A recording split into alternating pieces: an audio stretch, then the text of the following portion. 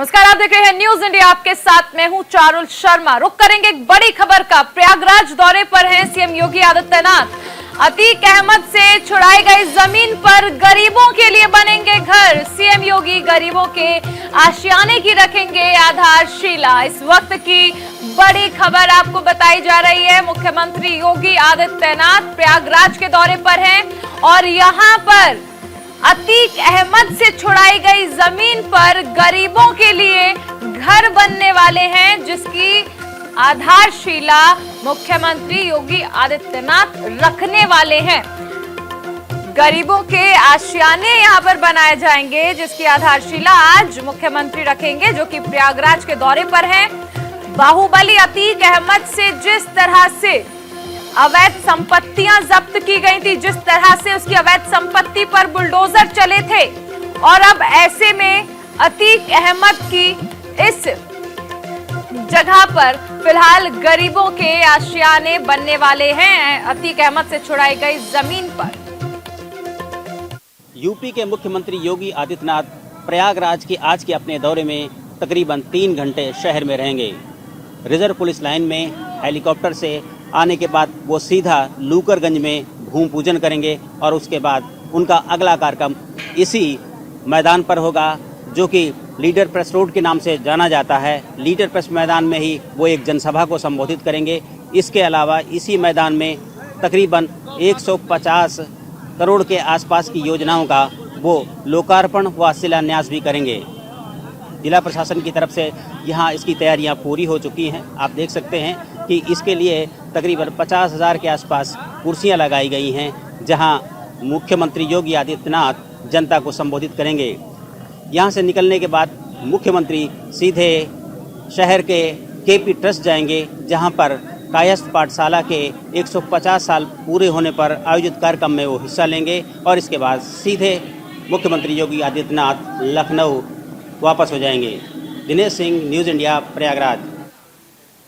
और बुलेटिन में अब सीधा सुनाते हैं आपको पीएम मोदी के मन की बात।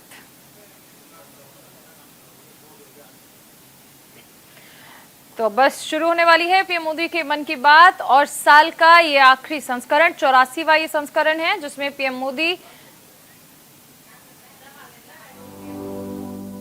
मेरे प्यारे देशवासियों, नमस्कार। इस समय आप 2021 की विदाई और 2022 के स्वागत की तैयारी में जुटे ही होंगे। नए साल पर हर व्यक्ति, हर संस्था आने वाले साल में कुछ और बेहतर करने, बेहतर बनने के संकल्प लेते हैं।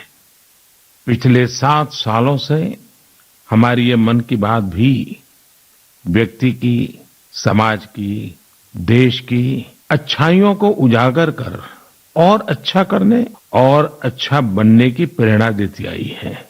इन 7 वर्षों में मन की बात करते हुए मैं सरकार की उपलब्धियों पर भी चर्चा कर सकता था। आपको भी अच्छा लगता, आपने भी सराहा होता, लेकिन ये मेरा दशकों का अनुभव है कि मीडिया की चमक दमक से दूर, अखबारों की सुर्खियों से दूर कोटि-कोटि लोग हैं जो बहुत कुछ अच्छा कर रहे हैं। वो देश के आने वाले कल के लिए अपना आज खपा रहे हैं। वो देश की आने वाली पीढ़ियों के लिए अपने प्रयासों पर आज जी जान से जुटे रहते हैं। ऐसे लोगों की बात बहुत सुकून देती है, गहरी प्रेरणा देती है। मेरे लिए मन की बात हमेशा से ऐसे ही लोगों के प्रयासों से भरा हुआ, खिला हुआ, सजा हुआ एक सुंदर उपवन रहा है। और मन की बात में तो हर महीने मेरी मशक्कत ही इस बात पर होती है, इस उपवन की कौन सी पंखुड़ी आपके बीच लेकर के आऊं।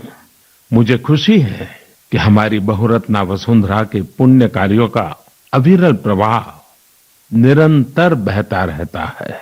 और आज जब देश अमृत महोत्सव मना रहा है, तो ये जो जनशक्ति है, जन जन की शक्ति है, उसका उल्लेख, उसके प्रयास, उसका परिश्रम भारत के और मानवता के उज्जवल भविष्य के लिए एक तरह से गारंटी देता है।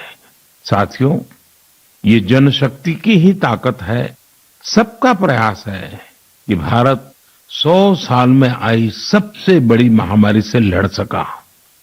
हम हर मुश्किल समय में एक दूसरे के साथ एक परिवार की तरह खड़े रहे। अपने मोहल्ले या शहर में किसी की मदद करना हो, जिससे जो बना उससे ज्यादा करने की कोशिश की। आज विश्व में वैक्सीनेशन के जो आंकड़े हैं, उनकी तुलना भारत से करें तो लगता है कि देश ने कितना अभूतपूर्व काम किया है, कितना बड़ा लक्ष्य हासिल किया है। वैक्सीन की 140 करोड़ डोज के पड़ाव को पार करना प्रत्येक भारतवासी की अपनी उपलब्धि है। ये प्रत्येक भारतीय का व्यवस्था पर भरोसा दिखाता है, विज्ञान पर भरोसा दिखाता है, वैज्ञानिकों पर भरोसा दिखाता है और समाज के प्रति अपने दायित्वों को निभा रहे हम भारतीयों की इच्छा शक्ति का प्रमाण भी है। लेकिन साथियों, हमें ये भी ध्यान रखना है कि कोरोना का एक नया वेरिएंट दस्तक दे चुका है। पिछले 2 वर्षों का हमारा अनुभव है कि इस वैश्विक महामारी को परास्त करने के लिए एक नागरिक के तौर पर हमारा खुद का प्रयास बहुत महत्वपूर्ण है। ये जो नया ओमिक्रॉन वेरिएंट आया है, उसका अध्ययन हमारे वैज्ञानिक लगातार कर रहे हैं। हर रोज नया डेटा उन्हें मिल रहा है, उनके सुझावों पर काम हो रहा है। ऐसे में स्वयं की सजगता, स्वयं का अनुशासन कोरोना के इस वेरिएंट के खिलाफ देश की बहुत बड़ी शक्ति है। हमारी सामूहिक शक्ति ही कोरोना को परास्त करेगी। इसी दायित्व बोध के साथ हमें 2022 में प्रवेश करना है। मेरे प्यारे देशवासियों, महाभारत के युद्ध के समय भगवान श्री कृष्ण ने अर्जुन को कहा था, नभः स्पुरुषम दीप्तम, यानी गर्व के साथ आकाश को छूना। ये भारतीय वायुसेना का आदर्श वाक्य भी है। मां भारती की सेवा में लगे अनेक जीवन आकाश की इन बुलंदियों को रोज गर्व से छूते हैं, हमें बहुत कुछ सिखाते हैं। ऐसा ही एक जीवन रहा ग्रुप कैप्टन वरुण सिंह का। वरुण सिंह उस हेलीकॉप्टर को उड़ा रहे थे जो इस महीने तमिलनाडु में हादसे का शिकार हो गया। उस हादसे में हमने देश के पहले सीडीएस जनरल बिपिन रावत और उनकी पत्नी समेत कई वीरों को खो दिया। वरुण सिंह भी मौत से कई दिन तक जाबाजी से लड़े, लेकिन फिर वो भी हमें छोड़कर चले गए। वरुण जब अस्पताल में थे, उस समय मैंने सोशल मीडिया पर कुछ ऐसा देखा जो मेरे हृदय को छू गया। इस साल अगस्त में ही उन्हें शौर्य चक्र दिया गया था। इस सम्मान के बाद उन्होंने अपने स्कूल के प्रिंसिपल को एक चिट्ठी लिखी थी। इस चिट्ठी को पढ़कर मेरे मन में पहला विचार यही आया कि सफलता के शीर्ष पर पहुंचकर भी वे जड़ों को सींचना नहीं भूले। दूसरा कि जब उनके पास सेलिब्रेट करने का समय था तो उन्होंने आने वाली पीढ़ियों की चिंता की। वो चाहते थे कि जिस स्कूल में वो पढ़े वहां के विद्यार्थियों की जिंदगी भी एक सेलिब्रेशन बने। अपने पत्र में वरुण सिंह जी ने अपने पराक्रम का बखान नहीं किया, बल्कि अपनी असफलताओं की बात की। कैसे उन्होंने अपनी कमियों को काबिलियत में बदला, इसकी बात की। इस पत्र में एक जगह उन्होंने लिखा है, it is okay to be mediocre, not everyone will excel at school and not everyone will be able to score in the 90s. If you do, it is an amazing achievement and must be applauded. However, if you don't think that you are meant to be mediocre. You may be mediocre in school, but it is by no means a measure of things to come in life. Find your calling. It could be art, music, graphic design, literature, etc. Whatever you work towards, be dedicated, do your best. Never go to bed thinking, I could have put in more efforts. साथियों, औसत से असाधारण बनने का उन्होंने जो मंत्र दिया है, वो भी उतना ही महत्वपूर्ण है। इसी पत्र में वरुण सिंह ने लिखा है, never lose hope, never think that you cannot be good at what you want to be. It will not come easy. It will take sacrifice of time and comfort. I was mediocre and today I have reached difficult milestone in my career. Do not think that 12th board marks decide what you are capable of achieving in life. Believe in yourself and work towards it. Varun ने लिखा था कि अगर वो एक भी student को प्रेरणा दे सके तो ये भी बहुत होगा। लेकिन आज मैं कहना चाहूंगा, उन्होंने पूरे देश को प्रेरित किया है। उनका लेटर भले ही केवल स्टूडेंट से बात करता हो, लेकिन उन्होंने हमारे पूरे समाज को संदेश दिया है। साथियों, हर साल मैं ऐसे ही विषयों पर विद्यार्थियों के साथ परीक्षा पर चर्चा करता हूं। इस साल भी एग्जाम से पहले मैं स्टूडेंट्स के साथ चर्चा करने की प्लानिंग कर रहा हूं। इस कार्यक्रम के लिए 2 दिन बाद 28 दिसंबर से mygov.in पर रजिस्ट्रेशन भी शुरू होने जा रहा है। ये रजिस्ट्रेशन 28 दिसंबर से 20 जनवरी तक चलेगा। इसके लिए क्लास 9 से 12 तक के स्टूडेंट्स, टीचर्स और पेरेंट्स के लिए ऑनलाइन कंपटीशन भी आयोजित होगा। मैं चाहूंगा कि आप सब इसमें जरूर हिस्सा लें। आपसे मुलाकात करने का मौका मिलेगा। हम सब मिलकर परीक्षा, करियर, सफलता और विद्यार्थी जीवन से जुड़े अनेक पहलुओं पर मंथन करेंगे। मेरे प्यारे देशवासियों, मन की बात में अब मैं आपको कुछ सुनाने जा रहा हूं, जो सरहद के पार कहीं बहुत दूर से आई है। ये आपको आनंदित भी करेंगी और हैरान भी कर देंगी। वंदे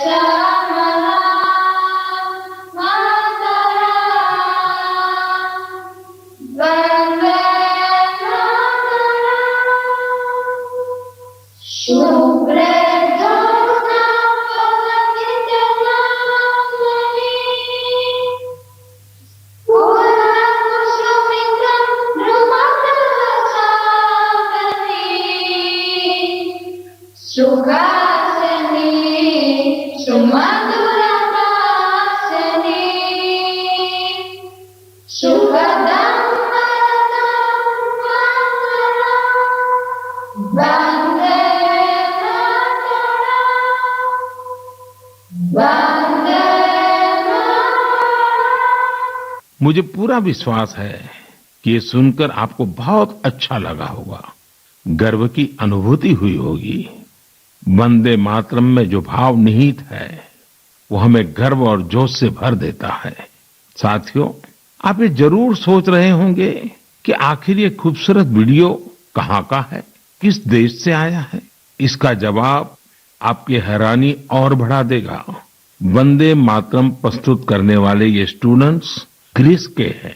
वहां वे इलिया के हाई स्कूल में पढ़ाई करते हैं। इन्होंने जिस खूबसूरती और भाव के साथ वंदे मातरम गाया है वो अद्भुत और सराहनीय है। ऐसे ही प्रयास 2 देशों के लोगों को और करीब लाते हैं। मैं ग्रीस के इन छात्र छात्राओं और उनके टीचर्स का अभिनंदन करता हूं। आजादी के अमृत महोत्सव के दौरान किए गए उनके प्रयास की सराहना करता हूं।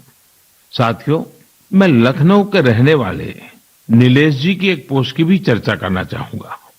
नीलेश जी ने लखनऊ में हुए एक अनूठे ड्रोन शो की बहुत प्रशंसा की है। ये ड्रोन शो लखनऊ के रेसिडेंसी क्षेत्र में आयोजित किया गया था। 1857 के पहले स्वतंत्रता संग्राम की गवाही रेसिडेंसी की दीवारों पर आज भी नजर आती है। रेसिडेंसी में हुए ड्रोन शो में भारतीय स्वतंत्रता संग्राम के अलग अलग पहलुओं को जीवंत बनाया गया। चाहे चौरी चौरा आंदोलन हो, काकोरी ट्रेन की घटना हो, या फिर नेताजी सुभाष बाबू का अदम्य साहस और पराक्रम, इस ड्रोन शो ने सबका दिल जीत लिया।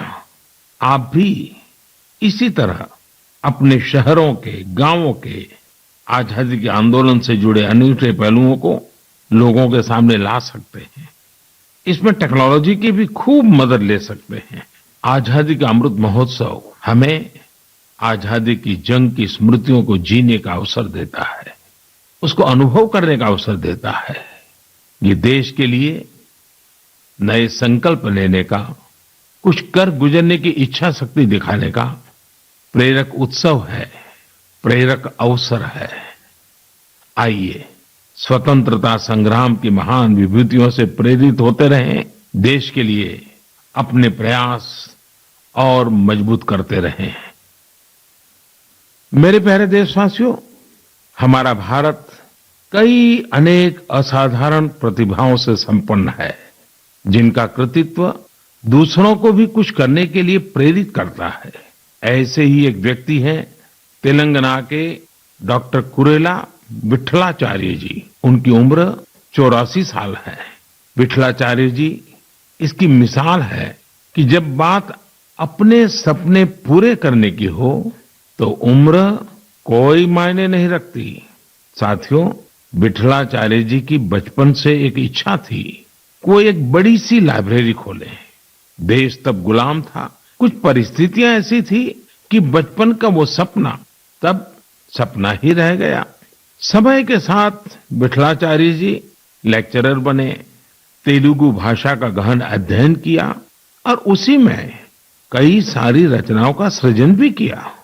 6-7 साल पहले वो एक बार फिर अपना सपना पूरा करने में जुटे। उन्होंने खुद की किताबों से लाइब्रेरी की शुरुआत की, अपने जीवन भर की कमाई इसमें लगा दी। धीरे धीरे लोग इससे जुड़ते चले गए और योगदान करते गए। यदाद्री भुवनागिरी जिले के रमन्नापेट मंडल की इस लाइब्रेरी में करीब 2 लाख पुस्तकें हैं। विठलाचार्य जी कहते हैं कि पढ़ाई को लेकर उन्हें जिन मुश्किलों का सामना करना पड़ा, वो किसी और को न करना पड़े। उन्हें आज ये देखकर बहुत अच्छा लगता है कि बड़ी संख्या में स्टूडेंट्स को इसका लाभ मिल रहा है। उनके प्रयासों से प्रेरित होकर कई दूसरे गांवों के लोग भी लाइब्रेरी बनाने में जुटे हैं। साथियों, किताबें सिर्फ ज्ञान ही नहीं देती, बल्कि व्यक्तित्व भी संवारती हैं, जीवन को भी गढ़ती हैं। किताबें पढ़ने का शौक एक अद्भुत संतोष देता है। आजकल मैं देखता हूं कि लोग ये बहुत गर्व से बताते हैं कि इस साल मैंने इतनी किताबें पढ़ी, अब आगे मुझे ये किताबें और पढ़नी है। ये एक अच्छा ट्रेंड है जिसे और बढ़ाना चाहिए। मैं भी मन की बात के श्रोताओं से कहूंगा कि आप इस वर्ष की अपनी उन 5 किताबों के बारे में बताएं जो आपकी पसंदीदा रही हैं। इस तरह से आप 2022 में दूसरे पाठकों को अच्छी किताबें चुनने में भी मदद कर सकेंगे। ऐसे समय में जब हमारा स्क्रीन टाइम बढ़ रहा है, बुक रीडिंग अधिक से अधिक पॉपुलर बने, इसके लिए भी हमें मिलकर प्रयास करना होगा। मेरे प्यारे देशवासियों, हाल ही में मेरा ध्यान एक दिलचस्प प्रयास की ओर गया है। ये कोशिश हमारे प्राचीन ग्रंथों और सांस्कृतिक मूल्यों को भारत ही नहीं बल्कि दुनिया भर में लोकप्रिय बनाने की है। पुणे में भंडारकर ओरिएंटल रिसर्च इंस्टीट्यूट नाम का एक सेंटर है। इस संस्थान ने दूसरे देशों के लोगों को महाभारत के महत्व से परिचित कराने के लिए ऑनलाइन कोर्स शुरू किया है। आप ये जानकर हैरान रह जाएंगे कि ये कोर्स भले अभी शुरू किया गया है, लेकिन इसमें जो कंटेंट पढ़ाया जाता है उसे तैयार करने की शुरुआत 100 साल से भी पहले हुई थी। जब इंस्टीट्यूट ने इससे जुड़ा कोर्स शुरू किया तो उसे जबरदस्त रिस्पांस मिला। मैं इस शानदार पहल की चर्चा इसलिए कर रहा हूं ताकि लोगों को पता चले कि हमारी परंपरा के विभिन्न पहलुओं को किस प्रकार मॉडर्न तरीके से प्रस्तुत किया जा रहा है। 7 समंदर पार बैठे लोगों तक इसका लाभ कैसे पहुंचे, इसके लिए भी इनोवेटिव तरीके अपनाए जा रहे हैं। साथियों, आज दुनिया भर में भारतीय संस्कृति के बारे में जानने को लेकर दिलचस्पी बढ़ रही है।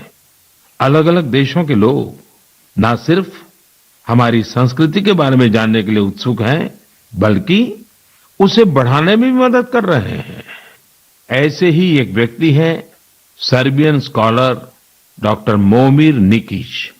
इन्होंने एक बायलिंगुअल संस्कृत सर्बियन डिक्शनरी तैयार की है। इस डिक्शनरी में शामिल किए गए संस्कृत के 70,000 से अधिक शब्दों का सर्बियन भाषा में अनुवाद किया गया है। आपको ये जानकर और भी अच्छा लगेगा कि डॉक्टर निकिच ने 70 वर्ष की उम्र में संस्कृत भाषा सीखी है। वे बताते हैं कि इसकी प्रेरणा उन्हें महात्मा गांधी के लेखों को पढ़कर मिली। इसी प्रकार का उदाहरण मंगोलिया के 93 साल के प्रोफेसर जे गेंदे धर्म का भी है। पिछले 4 दशकों में उन्होंने भारत के करीब 40 प्राचीन ग्रंथों, महाकाव्यों और रचनाओं का मंगोलियन भाषा में अनुवाद किया है। अपने देश में भी इस तरह के जज्बे के साथ बहुत लोग काम कर रहे हैं। मुझे गोवा के सागर मुले जी के प्रयासों के बारे में भी जानने को मिला है, जो सैकड़ों वर्ष पुरानी कावी चित्रकला को लुप्त होने से बचाने में जुटे हैं। कावी चित्रकला भारत के प्राचीन इतिहास को अपने आप में समेटे हैं। दरअसल काव का अर्थ होता है लाल मिट्टी। प्राचीन काल में इस कला में लाल मिट्टी का प्रयोग किया जाता था। गोवा में पुर्तगाली शासन के दौरान वहां से पलायन करने वाले लोगों ने दूसरे राज्यों के लोगों का भी इस अद्भुत चित्रकला से परिचय कराया। समय के साथ ये चित्रकला लुप्त होती जा रही थी, लेकिन सागर मुले जी ने इस कला में नई जान फूंक दी है। उनके इस प्रयास को भरपूर सराहना भी मिल रही है। साथियों, एक छोटी सी कोशिश, एक छोटा कदम भी हमारी समृद्ध कलाओं के रक्षण में बहुत बड़ा योगदान दे सकता है। अगर हमारे देश के लोग ठान लें तो देश भर में हमारी प्राचीन कलाओं को सजाने, संवारने और बचाने का जज्बा एक जन आंदोलन का रूप ले सकता है। मैंने यहाँ कुछ ही प्रयासों के बारे में बात की है। देश भर में इस तरह के अनेक प्रयास हो रहे हैं। आप उनकी जानकारी नमो ऐप के जरिए मुझ तक जरूर पहुंचाएं। मेरे प्यारे देशवासियों, अरुणाचल प्रदेश के लोगों ने साल भर से एक अनूठा अभियान चला रखा है और उसे नाम दिया है Arunachal Pradesh air gun surrender अभियान। इस अभियान में लोग स्वेच्छा से अपनी एयर गन सरेंडर कर रहे हैं। जानते हैं क्यों? ताकि अरुणाचल प्रदेश में पक्षियों का अंधाधुंध शिकार रुक सके। साथियों, अरुणाचल प्रदेश पक्षियों की 500 से भी अधिक प्रजातियों का घर है।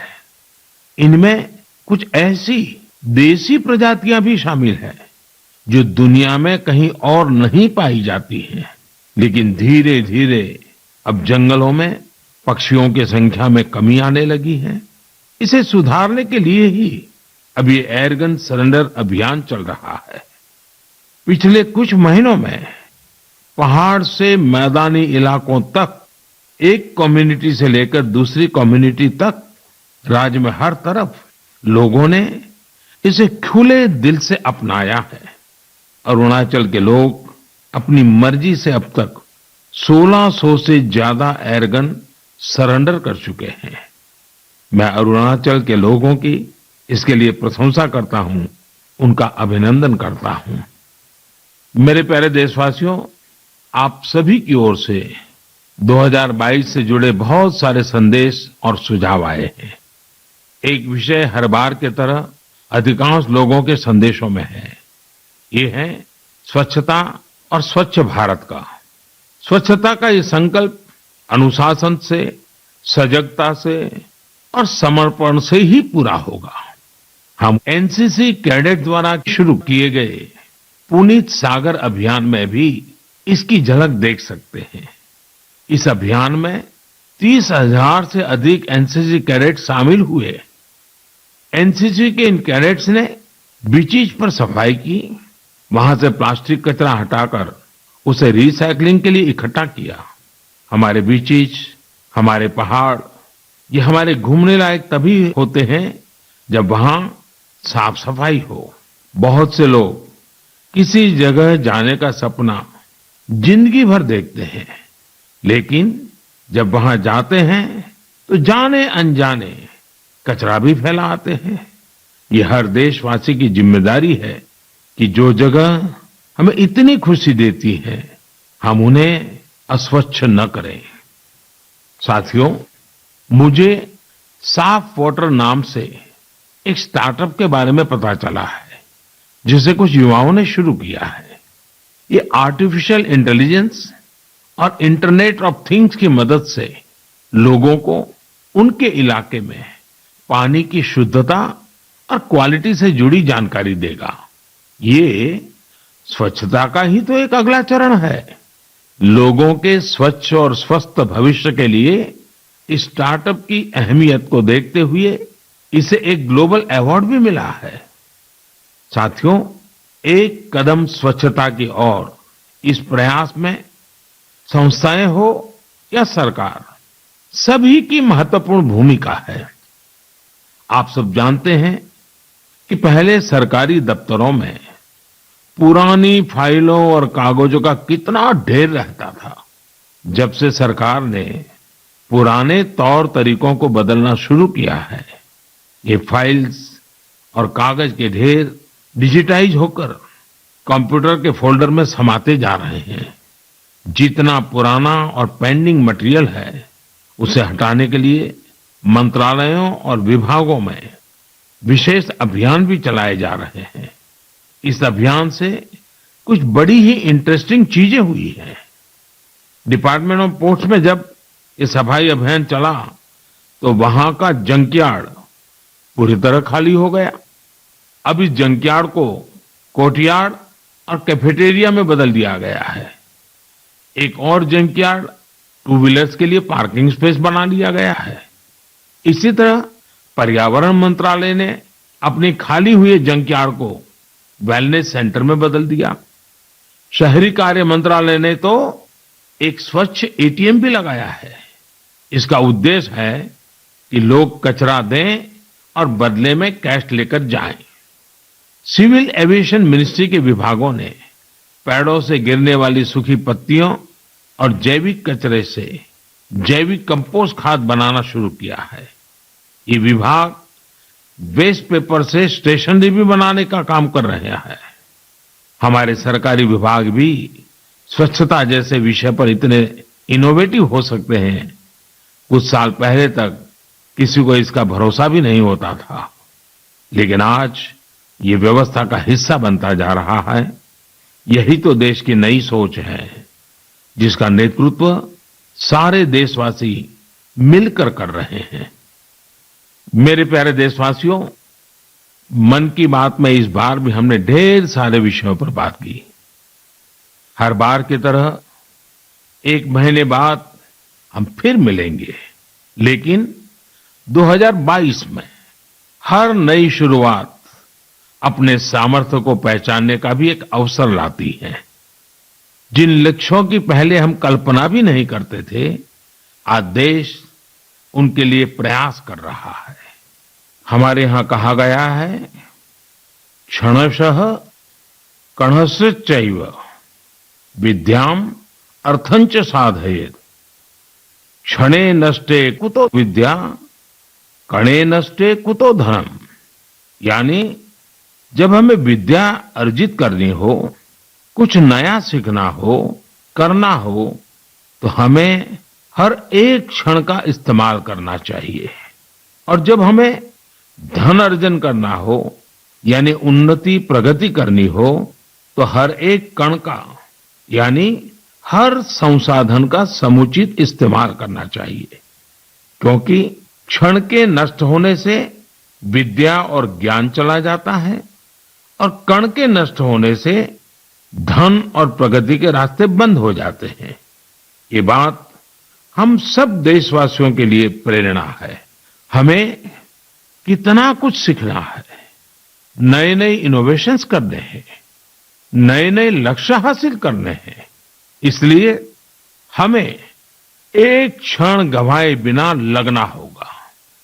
हमें देश को विकास की नई ऊंचाई पर लेकर जाना है। इसलिए हमें अपने हर संसाधन का पूरा इस्तेमाल करना होगा।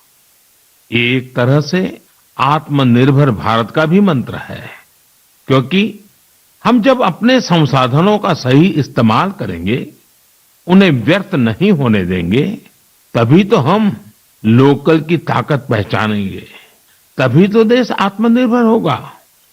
इसलिए आइए हम अपना संकल्प दोहराएं कि बड़ा सोचेंगे, बड़े सपने देखेंगे और उन्हें पूरा करने के लिए जी जान लगा देंगे।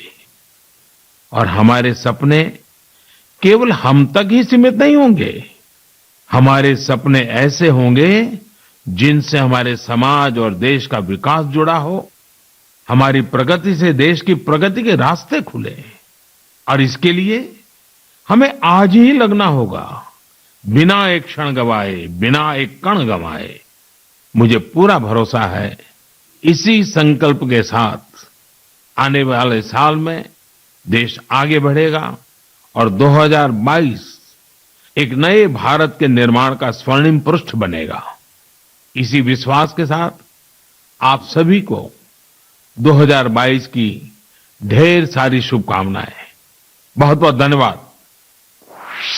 तो मन की बात कार्यक्रम में पीएम मोदी ने जनरल बिपिन रावत और ग्रुप कैप्टन वरुण सिंह को श्रद्धांजलि दी। कहा कि उन्होंने गर्व के साथ आकाश को छुआ। इसके साथ ही प्रधानमंत्री नरेंद्र मोदी ने टीकाकरण का बड़ा लक्ष्य हासिल हुआ है, ये बातें भी कही और कहा कि हमें सपने ऐसे देखने हैं जिससे देश का विकास हो।